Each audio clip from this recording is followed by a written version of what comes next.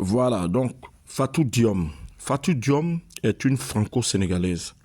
Elle est dans le domaine de la littérature. Beaucoup de gens l'aiment. Beaucoup de gens disent, ah, franchement, elle parle bien, elle dit la vérité, elle défend la cause noire. Oui, on peut on peut faire genre on défend la cause noire, mais ne pas travailler pour les noirs. Voilà, on peut avoir cette position populiste là. Mais quand on défend la cause noire, non, c'est d'abord pour soi. Voilà, parce qu'elle veut gravir les échelons. En fait, elle cherche la validation du colon. Quelqu'un qui dit que son idole c'est Senghor, qu'est-ce que vous voulez qu'on dise?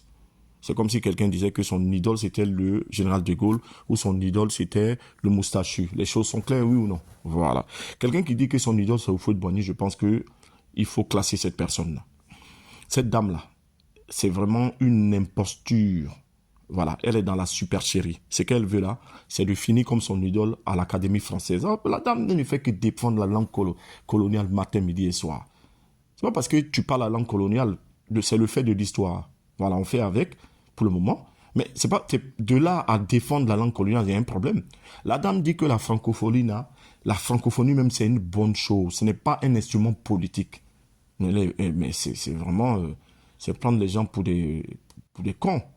La francophonie, si la francophonie c'est une bonne chose, pourquoi on évite certains, entre guillemets, pushistes, puisque c'est comme ça qu'ils utilisent le mot, et on n'invite pas d'autres. On invite par exemple le Doumbouya là, qui lui, pour le coup, c'était un véritable coup d'étaïste, un assassin, qui a été mis en place là par la France et par les États-Unis, et on invite aussi Oligui Nguema, qui travaille pour le colon français.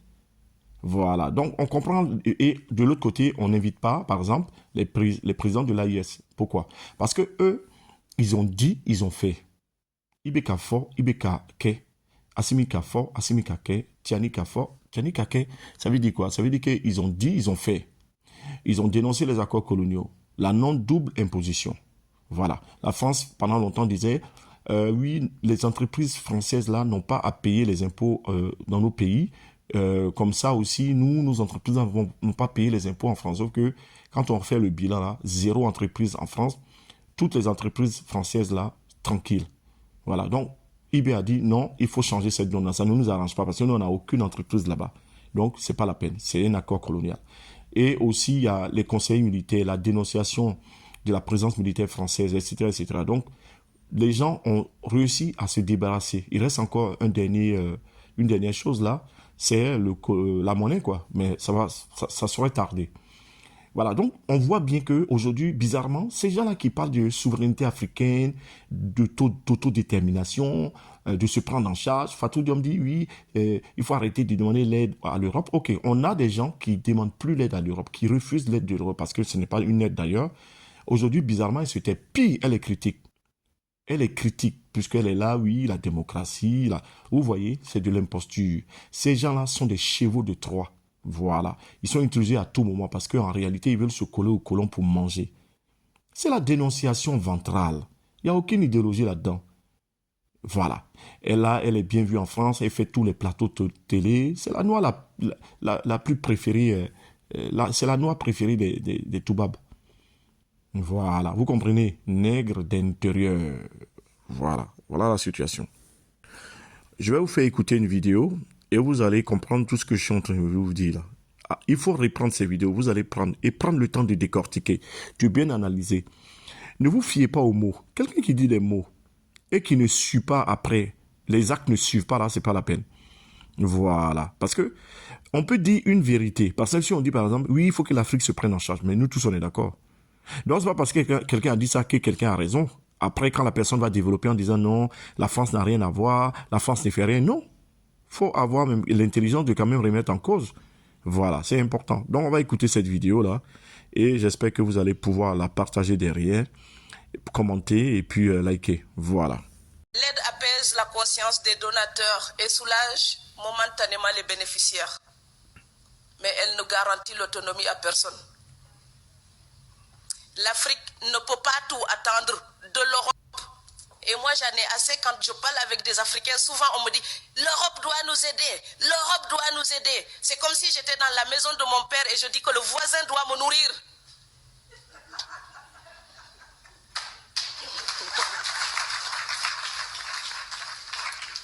Je sais bien qu'il y a des torts que nous devons reprocher à l'Europe.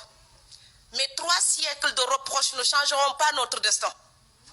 Donc, chercher un coupable extérieur ne changera pas notre destin. Si ma maison brûle et je reste là et je dis, quelqu'un a jeté une allumette, ma maison brûle, quelqu'un a brûlé ma maison, quelqu'un a brûlé ma maison. 3 saisons après, je serai encore sous les étoiles.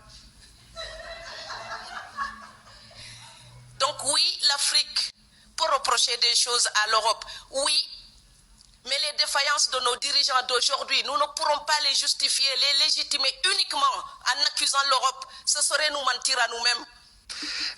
Mais personne n'a intérêt à ce que l'Afrique se développe trop. Parce que si elle se développe demain, imaginons que l'Afrique développe son industrie, comme l'a fait la Corée du Sud, un pays qui était, il y a 60 ans, aussi pauvre que le Mozambique. Si demain elle se met à fabriquer des voitures, si demain elle se met à raffiner son pétrole, si demain elle se met à produire, à transformer à faire de l'agriculture et transformer ses produits agricoles, elle ne va plus acheter nos importations. Et donc on n'a pas intérêt à cette situation. On n'a pas intérêt.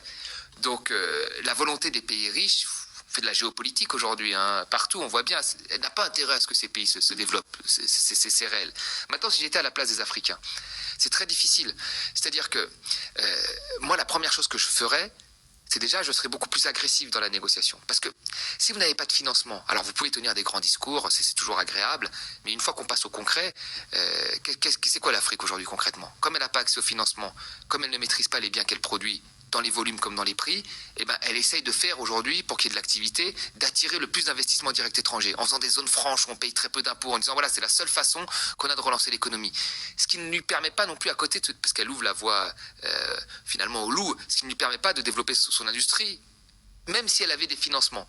Parce que l'industrie qui arriverait est beaucoup plus puissante et beaucoup plus en place que celle qui se développerait, qui serait une industrie naissante. Donc la première chose que je ferais, moi, dans cette situation-là, qui est une situation extrêmement compliquée, c'est que je chercherais à être beaucoup plus agressif dans les partages de production.